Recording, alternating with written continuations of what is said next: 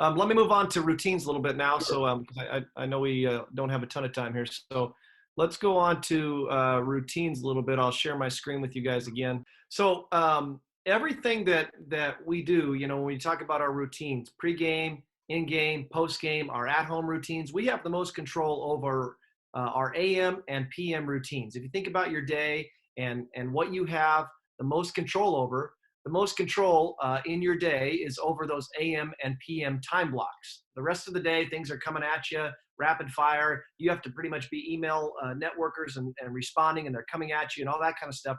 If you focus on having a consistent AM and PM and bookend those days, that's going to create that consistency to build upon as the day goes along. So I would like to share here what my AM routines look like. There's the fam there, if you guys want to see that. But here's what the AM and PM routines look like for me. So this is AM routine, PM routine at home. So if I'm going to be on the road, I still have to practice and get that stuff prepared the night before. So I'm putting the phone away, laying the clothes out for tomorrow, all that kind of stuff. I'm making sure that I get myself to bed consistently so that I make sure I'm up early and I'm rested within the season. The end of workday routine. Brian Cain talks about funneling in and then funneling out. We'll talk more about that in relation to basketball here in just a little bit. But at the end of the workday, I'm arriving at home. I'm saying hi to my wife and kids. That's a trigger, routine, reward. Okay. I'm going to drop my work bag in the office. That's a trigger to go upstairs and put the jacket away, right? Now I'm going to change out of my clothes and get into dad mode. So now I'm funneling into dad mode to be present for the next 2 hours without a phone with my family. And I think that's important. And the reward is that I'm present with my family. I get to experience my time with the family and really be there with them. And then as you move along to the PM home routine, this is my routine every night, 9 p.m. routine, lay out workout clothes, take clothes off from the day, brush teeth, go to the bathroom and bed. And then I'm going to the calm app. One thing I want to hit on here is at night, we have a tendency to be on our phone. We've all done it at night in our bed until 10, 11, 12 o'clock at night. If you have that phone next to you, you will touch it.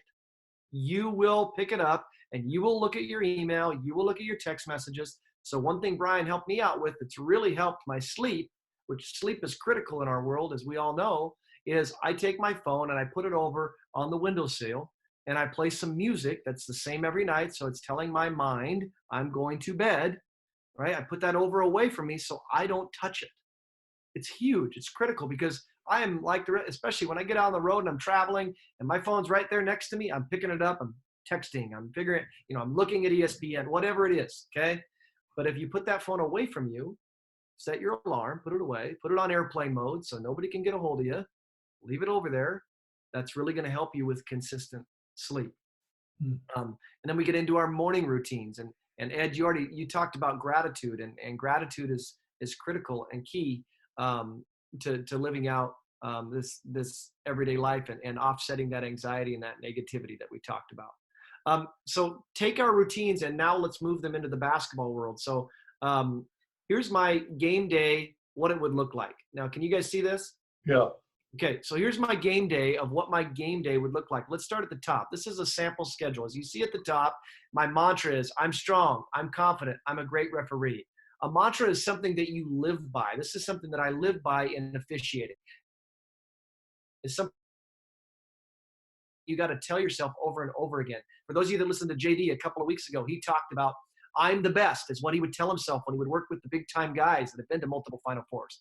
And you know what? He would referee, I'm the best. You heard him say that. Your mantra can be whatever you would like that mantra to be. For me, that's something I say to myself out of timeouts, when I'm walking into the arena, whatever it is I'm telling myself in my mind, I'm strong, I'm confident, I'm a great referee, I belong. Whatever that is for you, put a mantra together, write it down, say it to yourself, and make it positive, and so that you're actually living that. Because like I said, your mind doesn't know whether that's actually happening or not. So if you tell yourself, I'm a great referee, you're going to believe, your mind is going to believe that you are a great referee. So this is a sample schedule. One thing I want to touch on is my checklist. So that I pack my bag with before I leave on the road. We've all forgot something. If I'm talking about this in a camp setting, I would say, hey, how many of you forgot something? And people raise their hand. Guess what? Everybody raises their hand. So what Brian talked to me about a couple years ago is this travel checklist. Can you guys see the checklist? Can you see the checklist now on the screen? It's Oh, on yeah. there. Okay. Okay, good. So this is the checklist that I put together, and I put this in my bag. I actually printed out. This is last year's. I haven't really started traveling yet, so I'll get this one together here soon for this year. Probably be very similar, kind of a creature of habit. But all of this stuff is looked at and checked over and marked off, and I look at it every time, and I put it in my bag. I take it with me on the road, and I get it out in the hotel room, and I look at it so I don't forget something from city to city as the season's going along. So something that's really helped. There's a guy by the name of Atul Gawande that's a world-renowned surgeon that wrote a book called The Checklist Manifesto, and it talked about the reduction by a huge percentage, I can't remember the exact number, in surgery fatalities because of the simple implementation of a checklist, the reduction in infections in patients because of the simple reduction of a checklist. These world-renowned surgeons would go in on these big surgeries. Okay, so we're talking like heart surgeries, heart transplants, and all these different things, right? So you got multiple big timers in there working together. Okay, similar to our world, except for it's not life and death. And you go work with two big timers and that you may never have met before. You go down and work a high school playoff game with two people from a different area you've never met before. He talked about the simple act of introducing yourself to each other changes it. That simple act of actually getting to know that person that you're actually going to go into surgery with. But his book is called The Checklist Manifesto. If you get a chance to look at it. So this has really helped me in my routine before I head out. So let's get over to the back to the game day routines. Can you guys see this? Yeah. Okay, good. So as we get to the pre-game game day routine, and this is probably now what you guys are all gonna really, really like.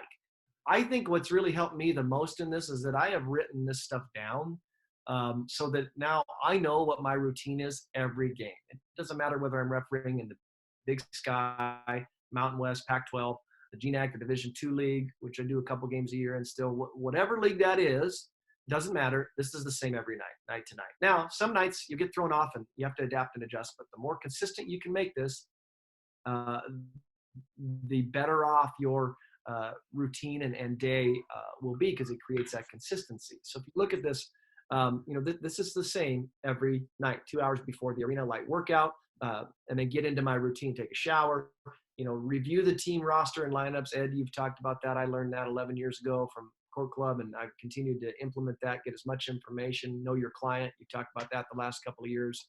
And then I want to talk about my ABC focused. So every night I take 3 things into the game. Those are my ABCs for the game. 3 things that I'm working on. When I first started out, it was a little 3x5 card. Now it's this book, which we'll get more in depth on a little bit later, but this book that actually has my MVP process at the beginning, and then a well, better, how, and an ABC focus every night. So those 3 things are what I'm working on. So this is from the beginning of last season, but RA, feet, voice, dead ball and reporting, process, and decide. Those are my 3 for my focus for that night. This is November 1st of last year, game to game, as we talk about that process of getting better. So then you look at this routine. Every arena that I go to, this is the same. Okay, I'm applying Sombra to my low back at the same time every night, 32 minutes prior to tip. Okay, I'm putting my stripes on at 50 minutes. That's funneling into the game, telling myself, okay, I'm now focused. Here's the ball game. Let's go. The table crew's coming in at 4-5. Be ready to go. Okay, and that's funneling into Nate the referee, not Nate the dad, not Nate the son, not Nate the friend. It's not Nate the sales guy at the marketing agency. It's Nate the referee. And because here's the deal, and this is something that I think is really, really important to understand. I'll stop the share for a minute. Something that's really, really important to understand is that when you go to referee a basketball game, when you are in that moment, that present moment of stepping out on the floor and refereeing, nobody in that arena cares what's going on in your life. Right. Now, we're all friends and we like to help each other and support each other, and we all do that very well. But nobody on that floor cares. They care, are you going to get your plays right? Are you going to be in the right spot? Are you going to communicate with me tonight? And are you going to do your job? So when you funnel in, you're funneling in to becoming Rob the referee, Ed the referee, Nate the referee, whatever that is for that night. Now you're in, okay? And you got to live in that present moment. So we'll get back to the share of the rest of this routine here. So, right, as we continue to go along, you can just see 20 minutes, and that stuff is all the same every night. Visualize point of contact plays in the center and the trail. I actually picked that up from a Scott Foster call several years ago. He actually walks around and visualizes what he's wanting to see, right? And then you see this is all the same. 0 minutes on the clock, get into green zone, which is a green light, red light, and yellow light. We'll talk about in just a minute. But I tell myself my mantra right before the tip. I'm strong. I'm confident. I'm a great referee. Moving into the in game now. So once we get into the game, so Brian talks about green lights, red lights, and yellow lights.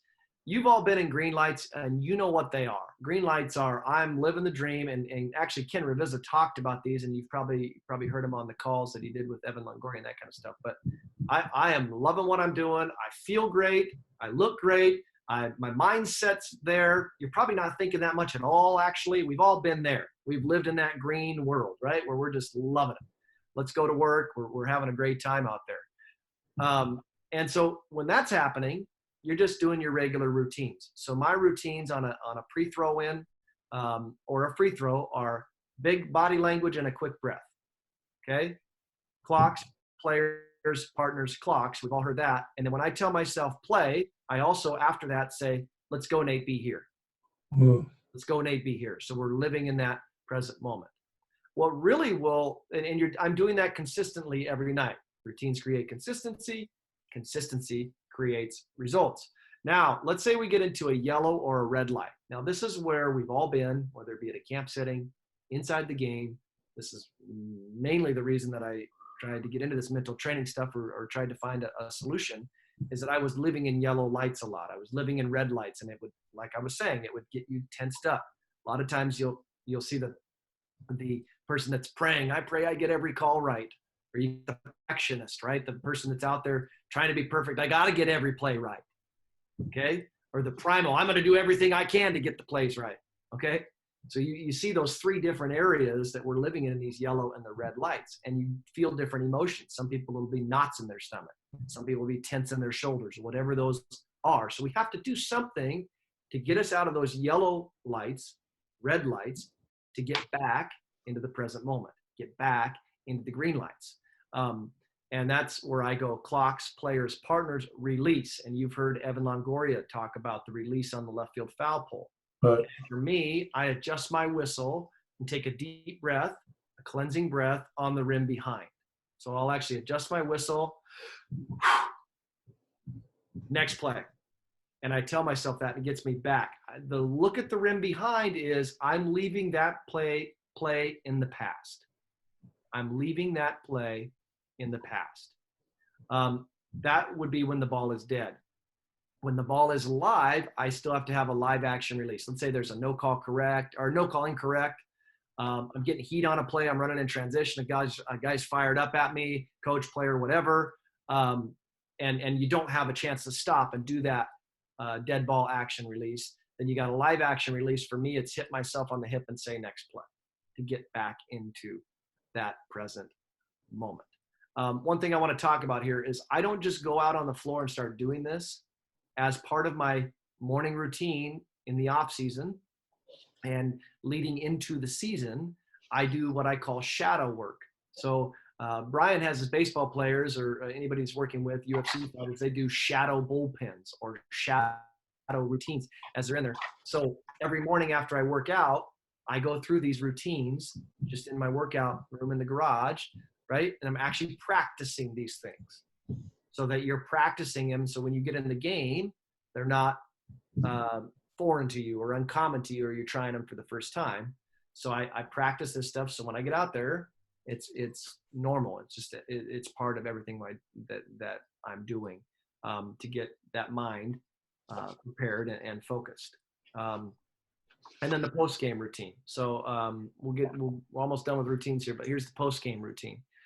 000s, exhale as you walk off the floor. Shower, deep breath, short stretch, right? And then I have to have that routine when you get back to the hotel, because if you don't, and I did this, I actually got in a bad habit last season, and Brian had to wake me up a little bit. I'd get back. He tells me just unplug the TV, because I'll get in a bad habit of staying up till 2, 3, 4 in the morning And then you got to catch flight at 6. Well, you're not getting any sleep. So you have your routine that you're setting up and preparing for, that you go through when you get back. And then I personally, it depends on the night. If I'm wired and I can't get to sleep, I will stay up and break down my tape the night before. But generally, I break down my tape on the plane the next morning. And part of that video breakdown process is what I like to call a well, better, and how. And this is how I have pretty much changed that focus from a outcome-based focus to a process-based focus. So let's, I'm going to stop the share here real quick. And I'm going to show you guys what my Well, Better, How notebook looks like. And it's going to be hard to see probably on the screen. But this is my Well, Better, How notebook. In it, I've got my ABC focus, as I talked to you about earlier. And then I have an overall 1 to 10. So how did I feel that game? On this game particularly, I felt 9. There's been several games where I felt a 6 or a 5. Okay. How did you feel in that game? And then, well, what did I do well? What could I have done better? And how am I going to improve on what I could have done better? And then the back page is a video review notes. So I'll usually do the video review notes, take the notes, and then I'll customize that into the Well, Better, How. And then those things become my process-oriented focus leading into the next game. So now you're taking, what did I do well? What could I have done better? How? And you take that how, and that becomes your ABC focus for the next game. Helps you focus on the process. And it also helps you flush that game. Once I'm done with the video, once I do the Well, Better, How, the game that I just refereed is over. No. Not going back to that game, moving on to the next game, because that helps you live in that present. I've thrown a lot at you here, Ed, but and Rob, but I just hopefully that's. Yeah, I'm gonna well, I took a zillion notes here, and I think personally, when we get this was worth a redo, and because you're going to get something different every time you hear this. The self-talk, boy, terrific, really good, and our past speakers have talked about this. So here's what I hear on this. It's kind of like one part of our brain talking to the other part, conscious to the subconscious. Yes. One voice to the other. Yes. And so I hear you consistently say, I call it the IMs. It's first person, it's present tense, and it's positive.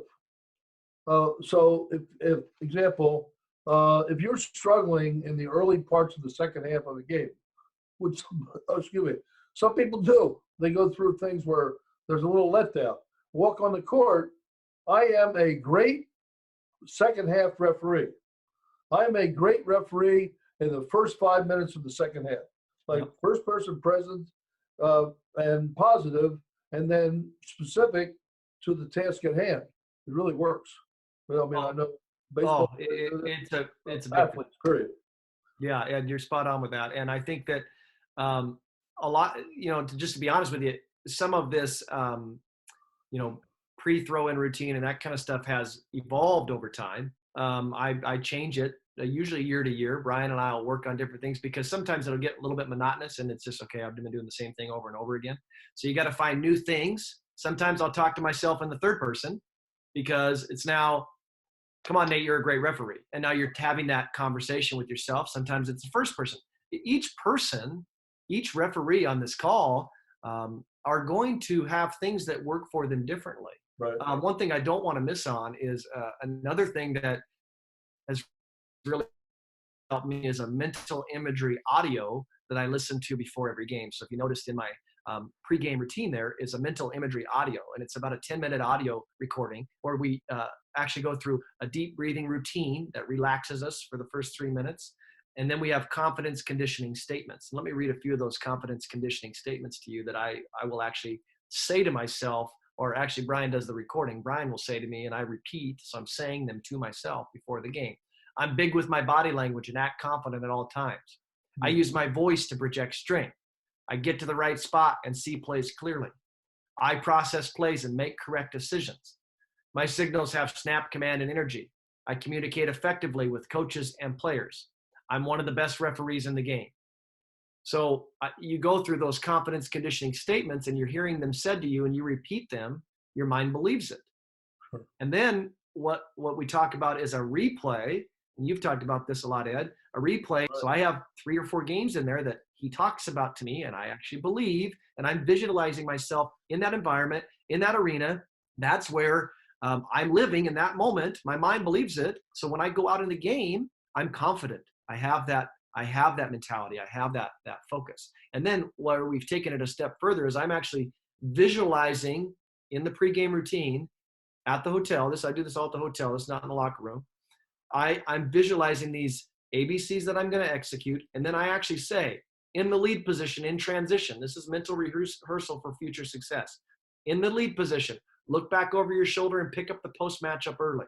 In the lead position, pick up secondary defender from the ground up and referee their lateral movement. These are mental reps that you're giving yourself. You're training your mind so that when you get to the arena, it's not the first time you've seen it happen. Everything happens twice. First in your mind and then in reality. Everything happens twice. Okay. So if you're not preparing yourself before the game to mentally focus on the task at hand, which is 40 minutes of basketball, one play at a time, let's work it backwards. Okay. JD talked about the 4 minutes. That was a great thing, right? Break it up into 4-minute blocks. Okay. So take those 4-minute blocks and break them up into each possession. Yeah.